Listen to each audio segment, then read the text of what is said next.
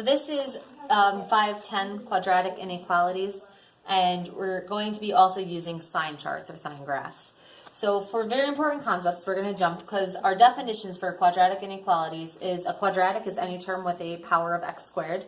That's your highest power. And an inequality, think back to at the very beginning when we talk about inequalities, it's greater than or less than or greater than or equal to or less than or equal to.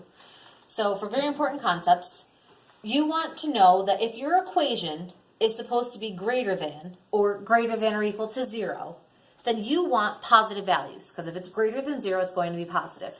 Same idea is that if your equation is less than or equal to 0, then you want negative values, because if it's less than 0, it's on the negative side. Your answers are always going to be written in interval notation.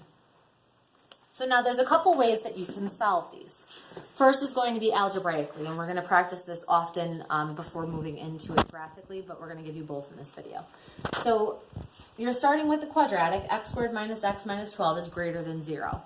The first thing you want to do is to factor. So step 1, we factor to be x minus 4, x plus 3 is greater than or equal to 0. Each factor then gets that equal to 0. So x minus 4 equals 0, x plus 3 equals 0, and then you solve. These two zeros get plotted on your number line. So you create a number line. So here's my number line, here's my two zeros.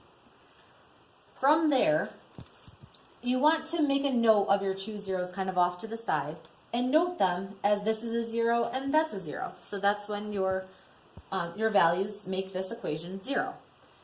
Anything to the left of 0 is negative. So think of a number line. If I shifted that value, if this is negative, if this is 0, everything to the right of 0 is positive, anything to the left of 0 is negative. Same idea here. Anything to the right of 0 is positive, anything to the left of 0 is negative. So now we determine our signs. This is why it's a sign chart. And we multiply those two values. So a negative, whatever that number happens to be, it's going to be a negative number. So a negative number times a negative number equals a positive number. And a negative number times a positive number equals a negative number. A positive times a positive equals a positive. And now this is the tricky part where you have to go and back to your original equation and think back to say, okay, my equation is greater than or equal to 0.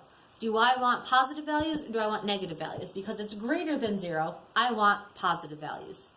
So I look at my sign chart and I shade in everywhere that's going to be positive. These are also closed circles because it's greater than or equal to. So we want the positive values. And your solution is from negative infinity to negative 3, union 4 to positive infinity. So again, just to reiterate, we have your zeros go on your sign chart once you factor. They're labeled as zeros above each other as separate lines. They're noted off to the side. We have negative values before 0, positive values after 0. Again, negative and positive. We multiply these two, and then you determine if you want positive values or negative values, depending upon what this sign says. So now we can also solve this with a calculator. If you think about the graph, and so for those of you that are more visual about things, if you think of the graph, on a graphing calculator, you can find your x values. You could also do it out by hand still and use the calculator for reference. That's fine too. So we have zeros at negative 3 and at positive 4. So again, negative 3, positive 4. Go on your sign chart. However, if it's above the x-axis, it's positive, right? You have positive values. If it's below the x-axis, you have negative values. So over to the left of this 0, so here's my 0. To the left of that, all of these values are positive, so I mark them positive. Between these two zeros, right, then I have all of those here are negative values.